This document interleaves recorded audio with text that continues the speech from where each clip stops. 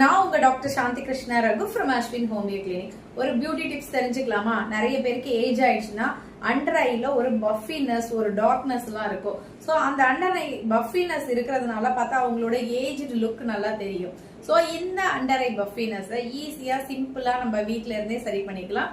அதுக்கு நமக்கு தேவை வெறும் கிரீன் டீ மட்டும்தான். இந்த கிரீன் டீயை நம்ம தண்ணியில போட்டு ஒரு 2 ஸ்பூன் போட்டு ஒரு கிளாஸ்ல நல்லா கொதிக்க வச்சுட்டு அதுல ஒரு காட்டன் கிளாத்தை இல்ல காட்டனை டிக் பண்ணிட்டு கொஞ்ச நேரம் ஃப்ரிட்ஜ்ல வச்சிருங்க. நல்லா கூலான பிறகு எடுத்து உங்க கண்ணுல ஒரு அரை மணி நேரம் கண்ணை மூடிட்டு வச்சுட்டே வாங்க. சோ இதை ரெகுலரா செஞ்சுட்டு வந்தீங்கன்னா உங்களோட அண்டர் ஐ பஃபினஸும் அந்த டார்க்னஸும் அழகா குறையதை பார்க்க முடியும். இந்த கிரீன் டீல நிறைய ஆன்டி ஆக்சிடென்ட் இருக்கு.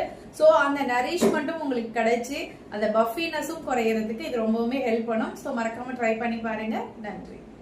வணக்கம், நான் உங்க doctor Shanthi Krishna Raghu from Ashwin homeo clinic. ஒரு பியூட்டி டிப்ஸ் தெரிஞ்சுக்கலாமா? நிறைய பேருக்கு ஏஜ் ஆயிடுச்சுன்னா அண்டர் ஐல ஒரு பஃபினஸ், ஒரு டார்க்னஸ் எல்லாம் இருக்கும். சோ அந்த அண்டர் ஐ பஃபினஸ் இருக்கிறதுனால பார்த்தா அவங்களோட ஏஜ்டு லுக் நல்லா தெரியும்.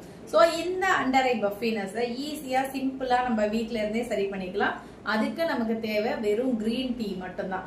இந்த கிரீன் டீயை நம்ம தண்ணியில போட்டு ஒரு 2 ஸ்பூன் போட்டு ஒரு கிளாஸ்ல நல்லா கொதிக்க வச்சுட்டு அதுல ஒரு காட்டன் கிளாத்தை இல்ல காட்டனை டிக் பண்ணிட்டு கொஞ்ச நேரம் ஃப்ரிட்ஜ்ல வச்சிருங்க. நல்லா கூலான பிறகு எடுத்து உங்க கண்ணுல ஒரு அரை மணி நேரம் கண்ணை மூடிட்டு வச்சுட்டே வாங்க.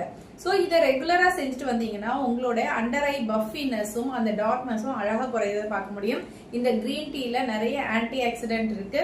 சோ அந்த நரிஷ்மெண்ட்டும் உங்களுக்கு கிடைச்சு அந்த பஃபினஸும் குறையறதுக்கு இது ரொம்பவுமே ஹெல்ப் பண்ணும். சோ மறக்காம ட்ரை பண்ணி பாருங்க. நன்றி.